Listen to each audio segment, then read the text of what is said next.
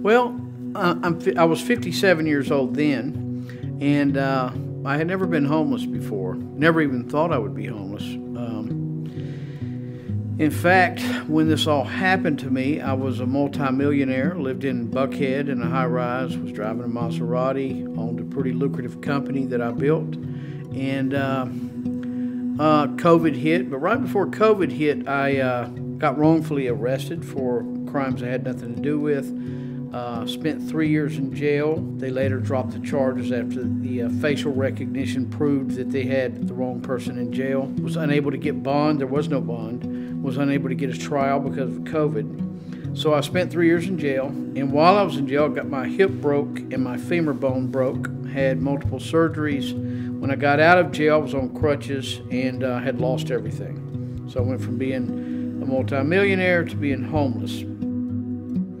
And I had, never necessarily been a drug addict or alcoholic per se, but when I was homeless, I got so depressed, and I had so much post-traumatic stress from the injuries and being in jail for 3 years and losing everything. So I had some serious mental health issues with depression, anxiety, and PTSD. I saw a lot of different things. I tried a lot of different things. Alcohol was the main thing, but I started I guess you could say experimenting, dabbling with cocaine, methamphetamine, things like that, real strong drugs, and reached out to probably 50 churches in Atlanta. Not one would help. They all said, we'll send you a list of shelters.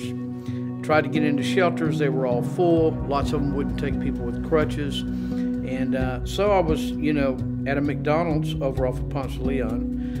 And as ashamed as I am to say it, I was begging for food. And I had prayed to God, asked God to please help me somehow. And out of the blue came Pastor Paul and Pastor Tommy, just came walking up with 3 other gentlemen. They were out doing some type of ministry work, and they offered to buy me a meal.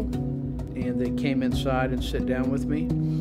And Pastor Paul told me the story when he used to be homeless years ago, and how God had changed his life, and to see the transformation in him gave me hope. Well, this guy's a pastor and he has his own church now. To hear that, it gave me hope. It encouraged me, and I was able to feel comfortable opening up to them because he opened up to me. And so I had a pipe in my pocket. They call it a crack pipe, and I gave that to. I don't think they even knew it was in my pocket, but I decided right then when he said, "You want to quit doing what you're doing?" I said, "Yeah, sure." And so I surprised him by reaching in my pocket and gave them my crack pipe. He wanted to know, did I want to get off the street? And of course, I quickly said yes. So they asked me to follow them back to their church, which is here, Land Dream Center. Well, they fed me, and they let me take a shower at the church, and they gave me some nice clothes and took me in, basically, loved me. They helped me to get insurance, and insurance helped me to get into this place called Archstone out in Florida. They also helped me with my plane ticket out to Florida. Archstone was not a Christian ministry. It was more of a mental health where you get psychiatric, saw a psychiatrist, psychologist, got diagnosed with the PTSD, stuff like that.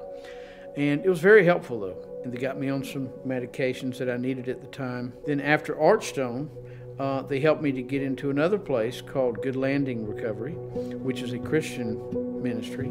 And so it helped me with my spirituality, helped me get closer to God, helped me to find myself. I was lost out there.